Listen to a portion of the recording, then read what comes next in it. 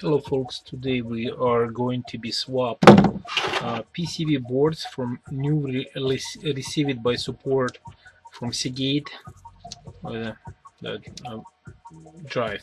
So we need to remove this plastic pieces. I've already done this on one drive. I'll just do it another one because I just received it. Brand new replacement I received inside a case, so it's sometimes really worse to buy external support, external warranty. Those can be purchased through the American Express. If you buy with American Express card, you automatically throw one more year on top of it, and there's a 2 years protection plan from Seagate, or you can use a Square Trade. That's where all my electronics is registered with a Square Trade. So I have barely used this drive. Maybe use it only for backup, and maybe use it only, I don't know, half a dozen times. Always turn on and off properly. Always using a backup power. So I always have PCUs. So, but all of a sudden it's dead, and you can click on this link over here to see why it was dead and what kind of sounds is made. So there's beeping noise. So here's the two identical ones. This is a newer, this is older one. Then we need to mark them. This one is old. Okay, this one is new. Same as this one. New. Old. Let's confirm it again if all information on the drive is the same before we swap them. I think it's exactly the same unit.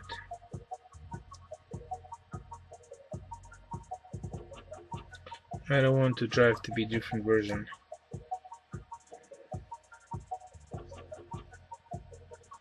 Um, 100 503 204 100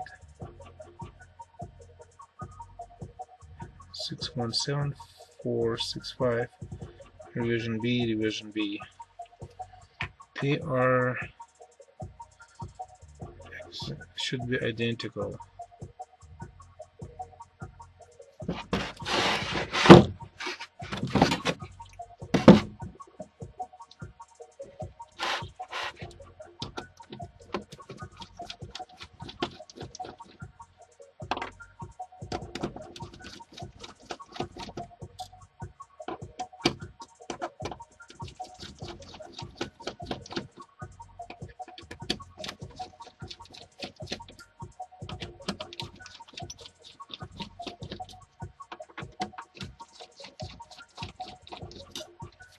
Get all the screws off.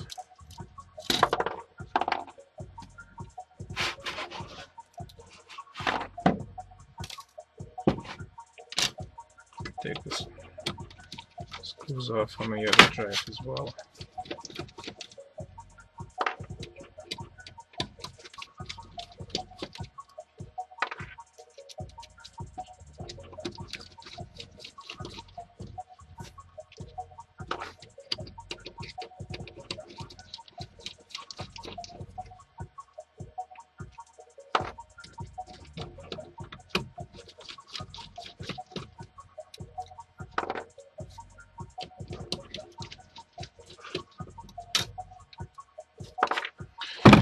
So this is our old PCU, which is supposedly burned.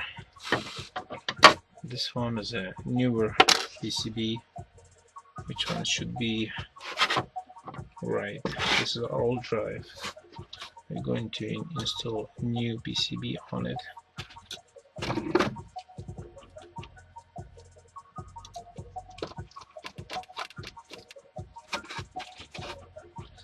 And basically going to put all the screws back. If everything's went all right, I will have to send. I have to use my another external drive to back it up all the data from here. It's approximately 1.5 terabytes of the data on it. So as soon as the data will be retrieved, I will going to be swap this board back on a newer drive, and I will going to use a newer drive. I'm going to send back old unit with the data and with the older thing. So now I'm going to be close the case, insert this drive inside. Basically, I'm going to use just this connector right here to connect it to. First of all, I'm going to remove the power supply. So I'm connecting this thing right here. I'm going to make sure everything's sealed. So I'm going to place a couple pieces of tape on it. I don't want that accidentally to move. It's very important so this part is not moving. Everything just stays here and wait. I'm going to shut my music off. Annoying music, right?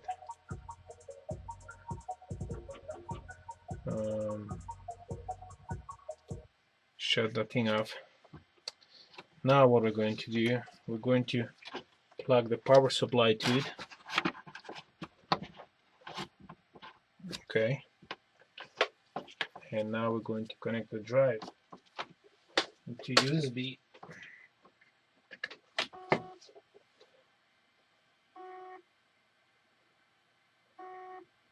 And the drive still making that same beeping noise.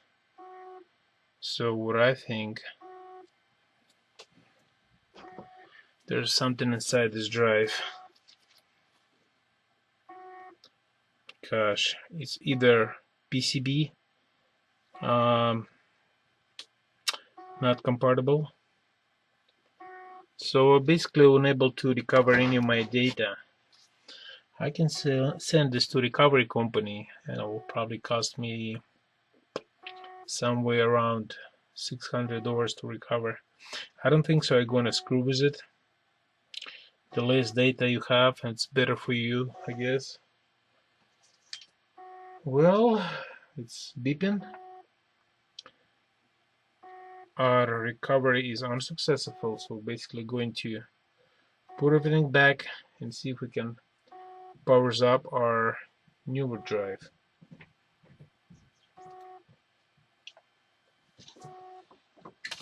We disconnect the drive.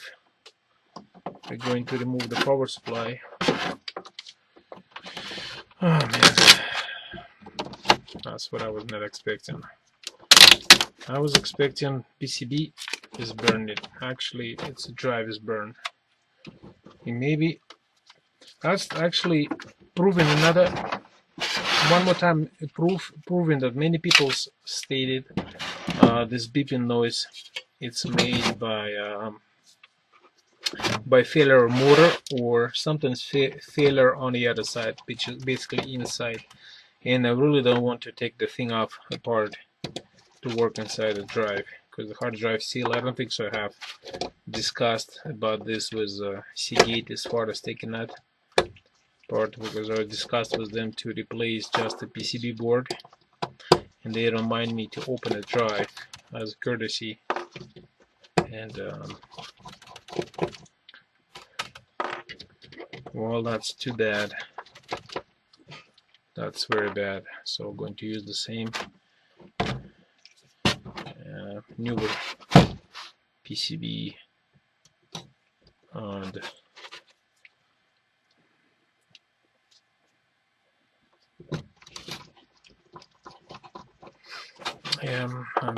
I was so excited that I'm going to be able to recover it.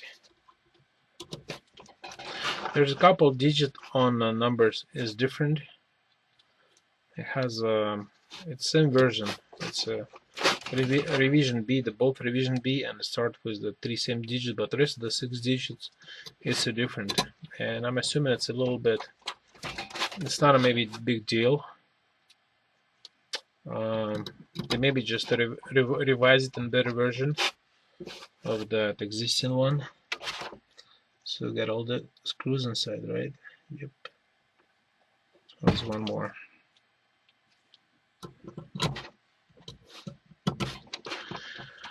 Well, give it a try.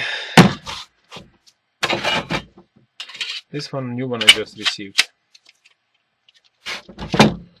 Alright, we'll use the docking station.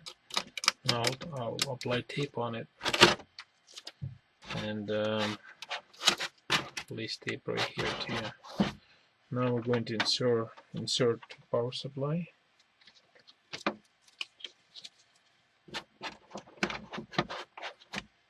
And now we're going to connect USB cable.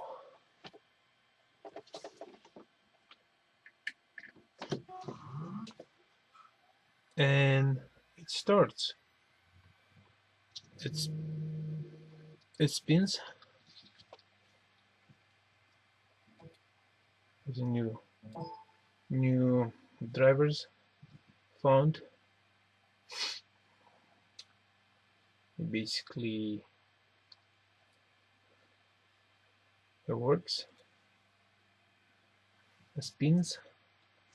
Yeah, probably the problems is inside drive, and I'm not sure if I want to get inside drive. Gosh, I was not expecting to do that. Basically, these boards might need to be changed with all the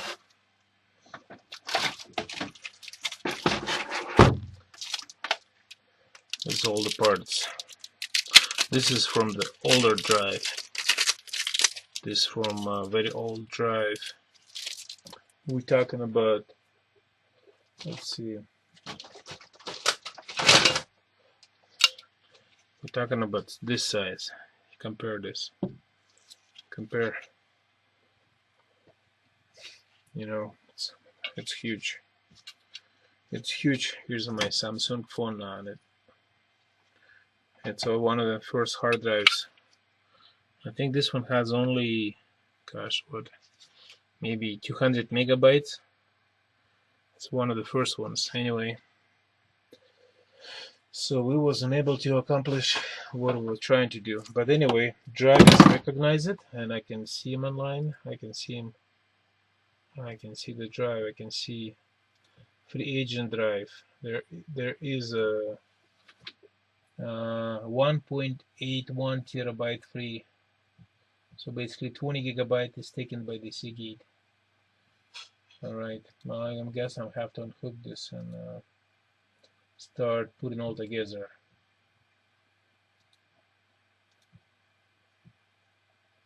Always use safe drive to remove the drives from the computer. After it's done, unplug the USB, and after that finish, unplug the power supply as soon as the drive stops spinning. Alright, thanks for watching. What I'm going to do, I'll probably call Seagate, see if they allow me to replace the, not a motor, but other motor parts, in-ear parts. If they are, I'm going to proceed to the next video. Thank you for watching me. Please subscribe. Thank you.